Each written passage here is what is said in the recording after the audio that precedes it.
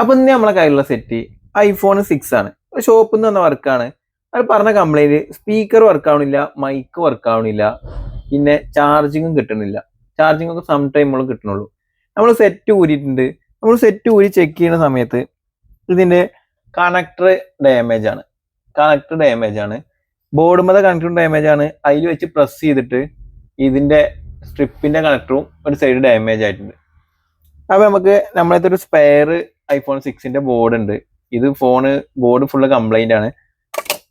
ഇതിന്റെ കണക്ടർ നോക്കുമ്പോൾ നല്ല കണക്ടറാണ്. നമുക്കുള്ള വർക്ക് എന്താ വെച്ച് കഴിഞ്ഞാല് ഈ കണക്ടർ ഊരിയിട്ട് നമുക്ക് വർക്കിംഗ് ബോർഡുമ്മക്ക് ഫിറ്റ് ചെയ്യണം.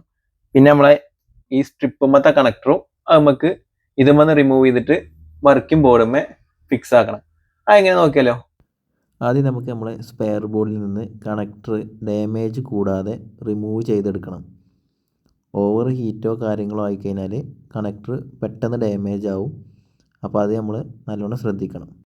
പിന്നീട് നമ്മൾ വർക്കിംഗ് ബോർഡിലെ ഡാമേജുള്ള കണക്ടർ റിമൂവ് ആക്കിയതിന് ശേഷം ഫുള്ള് ക്ലീൻ ആക്കിയിട്ട് പുതിയ PPD അപ്ലൈ ചെയ്തിട്ട് നമ്മൾ റിമൂവ് ആക്കിയ കണക്ടർ അതിൽ ഫിക്സ് ചെയ്യുക. ഫൈനലി നമ്മളെ വർക്ക് കംപ്ലീറ്റ് ആയിട്ടുണ്ട്. ചാർജിങ് ഓക്കെയാണ്. പിന്നെ നമുക്ക് വന്നിരുന്ന കംപ്ലൈൻറ്റ് മൈക്കും റിങ്ങറൊന്നും വർക്ക് ആവണില്ല എന്നാണ്. റിങ്ങറും ഓക്കെയാണ്.